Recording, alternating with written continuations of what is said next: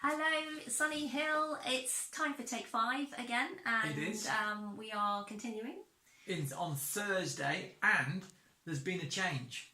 Has there? Yes. Oh, you see, I didn't know this was coming. What are you going to say? No. Can you not spot the change? What change? What's happened in the meantime? Well, we've been sat on the sofa between Wednesday and Thursday.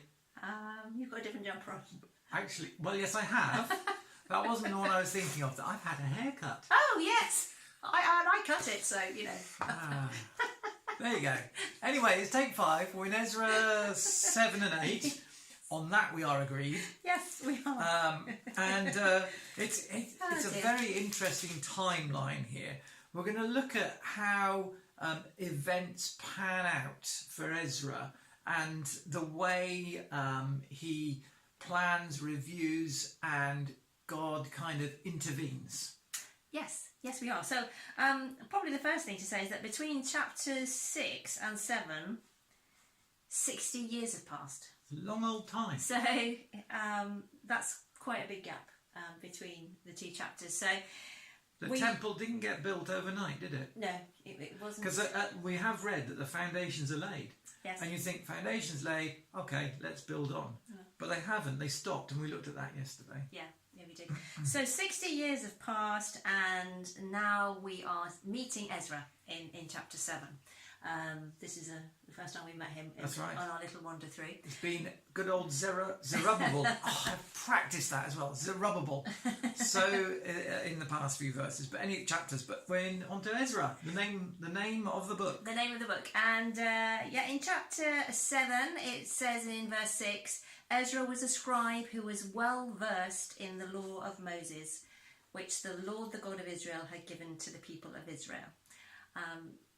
And Ezra, God was definitely with Ezra, wasn't he? Mm-hmm. In the same way that Cyrus, way back in chapter 1, said to the Israelites, yes, go and build your temple. Yep. Then we have the same sort of scenario here, in that we've got a different king. We've got Artaxerxes. Yeah, I did that very well. Good, yeah. And he is also, encouraging Ezra to go. Yeah. And he's giving him things to travel with.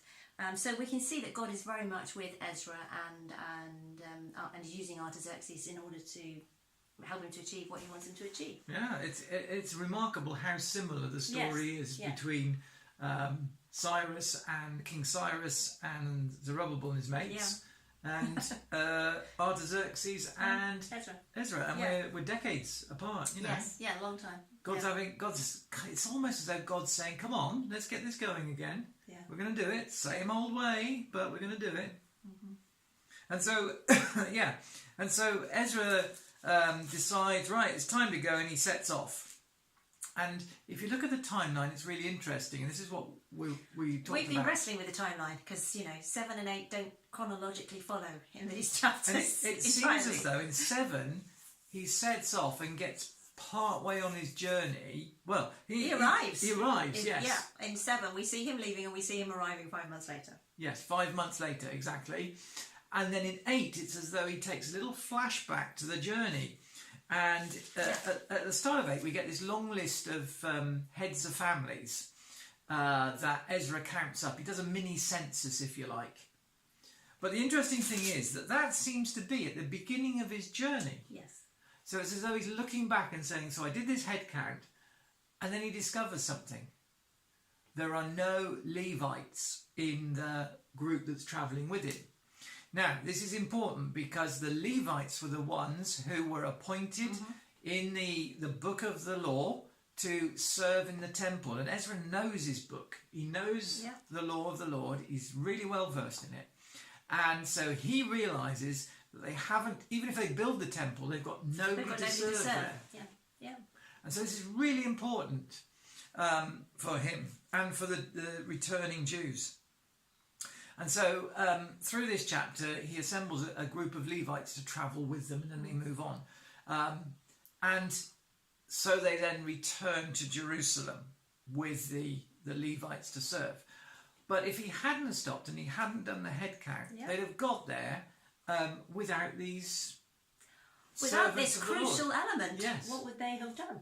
And so I think one of the takeaways here from these two chapters is the idea just to take a moment and to submit our plans to God and to listen to what he's saying to us. Because it's very easy once you get an idea just to plough on with it, to get 9/10 of the way through it and think, oh, did I ask God about that? I haven't spoken to God about this yet. Yes. Very easy to do that. On a day-to-day basis, it's easy to do it. On a big event basis, it's easy to do it. On life-changing events, it's easy to do it. Career choices, whatever. But I think what this passage tells us is how important it is just to take a moment and say, right, I'm going to seek the Lord on this one. What's he saying? Even if, we've made a start and we think, oh, not sure. Well, that's exactly what Ezra did. He made a start, and then he stopped and camped. And then a few days, it looks like it's about, 7 or 8 days. Or during this, where he has this pause, realises what's happening, then manages to send word and get some Levites, and then they go on their way again. Yeah. So they have this pause, and then he sort of reevaluates and then goes on with everything he needs. That's right. So our question to you today would be, have you got plans for the day? Have you got big life-changing, important plans that you're considering? And have you just taken a moment to seek the Lord and say, what are you saying in these plans?